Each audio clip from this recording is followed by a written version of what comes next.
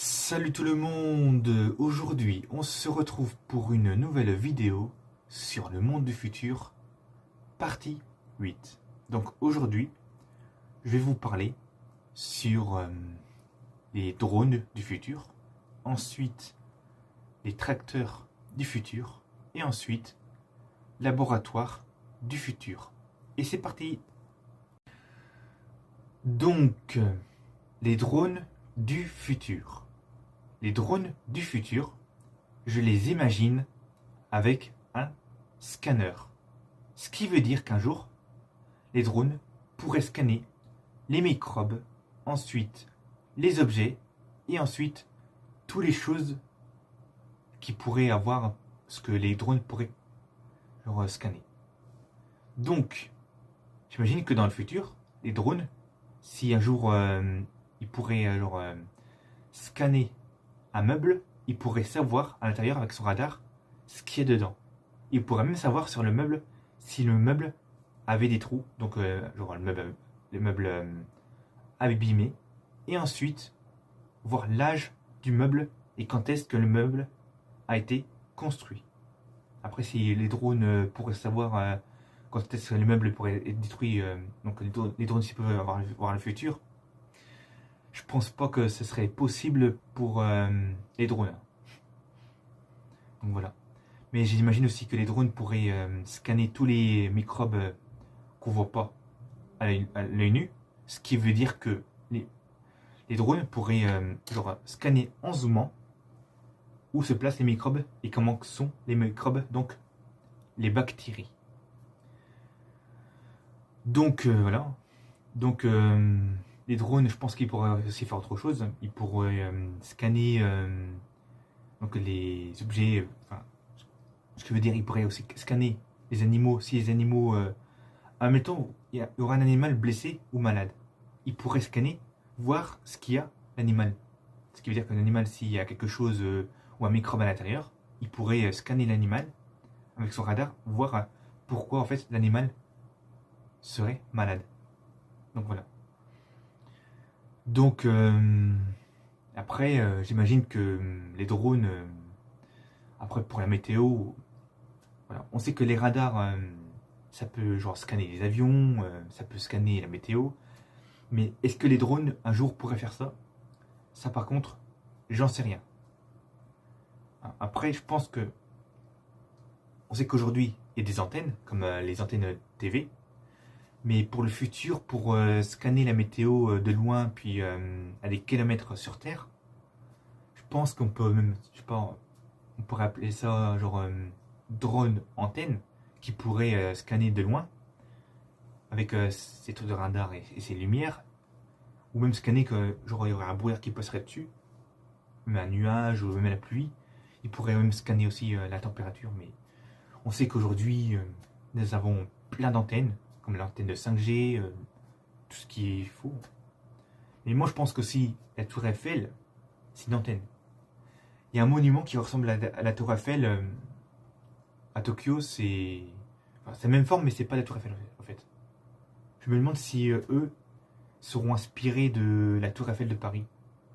Après, je pense que oui.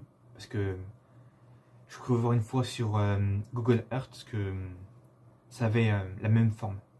Mais sinon, c'est une énorme antenne qui mesure à peu près, je dirais, 300 mètres.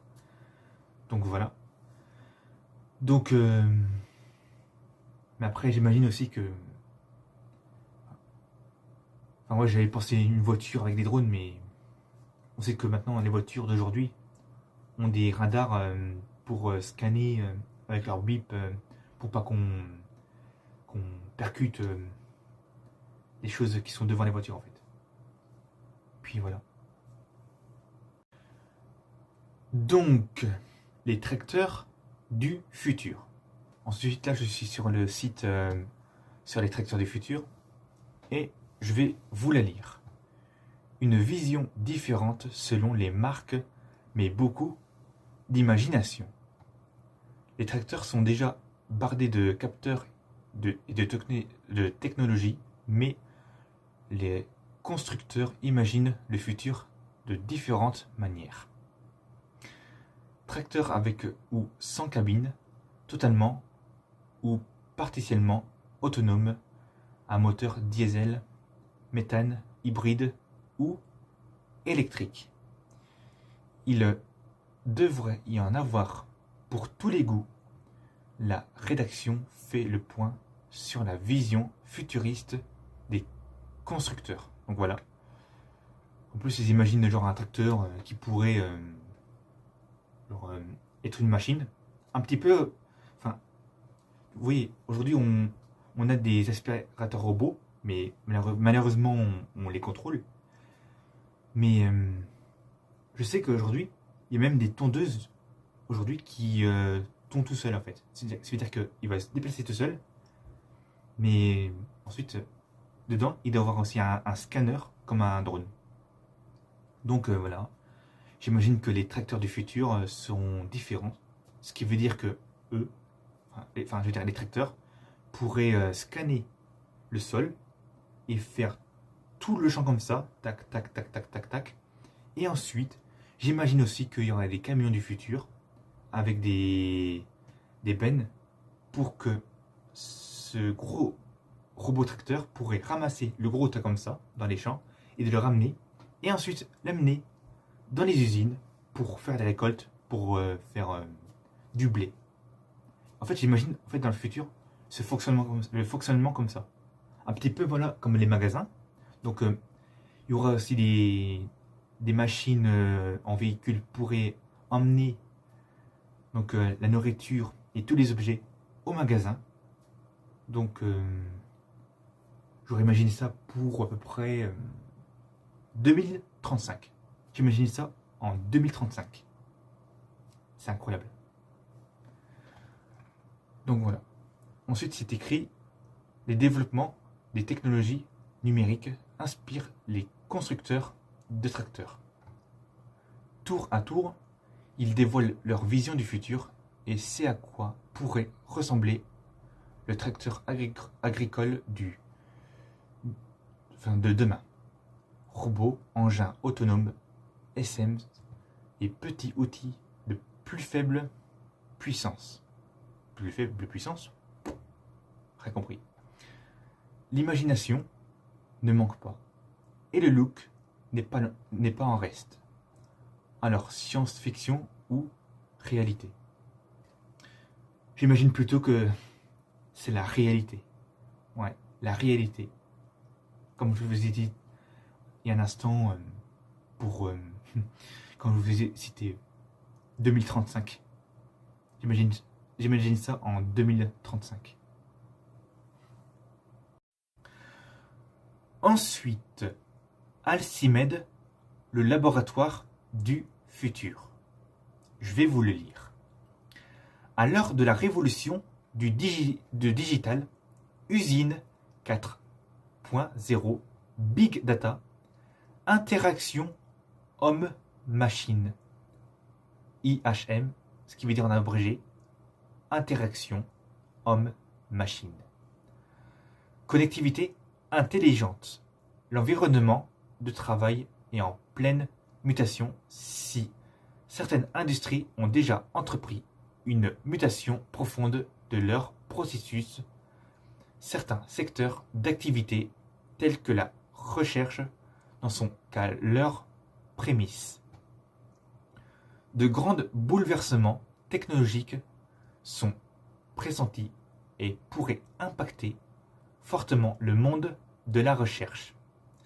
Alcimède, société de conseil en innovation, propose un tour d'horizon des technologies qui pourraient transformer le quotidien des chercheurs. Voilà. Donc moi j'imagine le futur avec des robots scientifiques, avec leur scanner qui pourraient zoomer en même temps.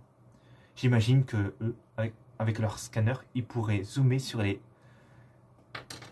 cellules, bactéries et microbes qui sont pas à l'œil nu, ce qui veut dire que voilà. Puis j'imagine aussi qu'ils pourraient scanner les insectes volcaniques qui paraissent invincibles, donc des insectes qui vivent dans les chaleurs, c'est pour ça qu'on appelle les insectes invincibles. Puis aussi ça vieillit jamais aussi. Ça vieillit jamais, ça veut dire que ces insectes-là en fait, ils sont invincibles. mais je sais pas en fait c'est quoi comme insecte en fait. Et je sais pas de quoi ils sont faits en matière. Donc voilà. J'imagine qu'ils vont un jour scanner ça, les robots scientifiques dans les laboratoires. Et après, j'imagine que dans le futur, en fait, le laboratoire du futur pourrait apparaître en 2029. J'imagine ça comme ça pour 2029.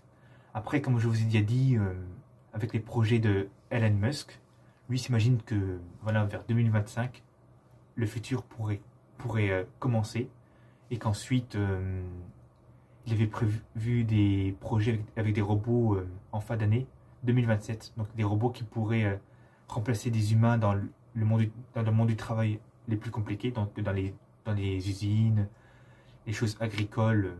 Ce qui veut dire que les robots, pendant 5-6 ans, ils vont travailler d'abord dans ce côté-là, dans ces travails-là. Ce qui veut dire qu'en 2034, les robots vont prendre toutes les choses, ce qui veut dire que les robots ils vont prendre tout le monde du travail.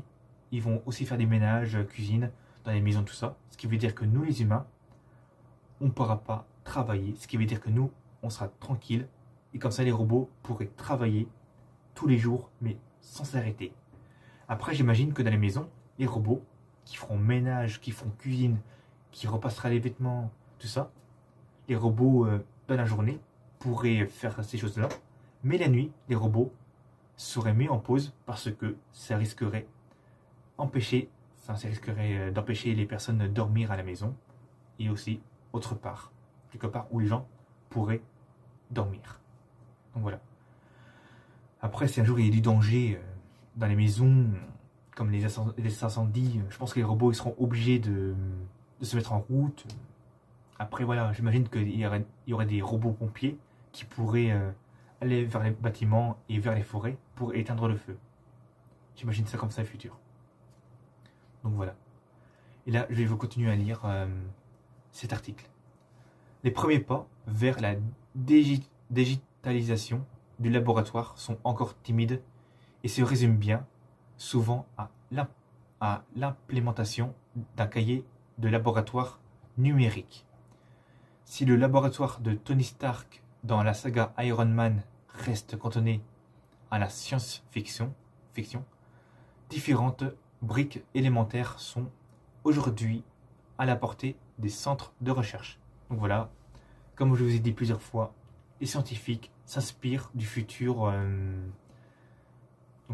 s'inspirent des films pour qu'ils créent des choses comme ça dans le futur. Il y avait un film une fois, j'ai vu sur les annonces qu'il y avait dans les années 70 des portables tactiles comme aujourd'hui. Donc voilà, depuis 2007, il y a des portables tactiles qui sont présents dans notre monde. Ce qui est bien d'ailleurs. Donc voilà. C'est bien que les scientifiques s'inspirent des films de science-fiction, comme Elon Musk aussi. Mais j'imagine même les robots, ils vont s'inspirer des films de science-fiction. Puis voilà, c'est la fin de la vidéo et tchuss les amis!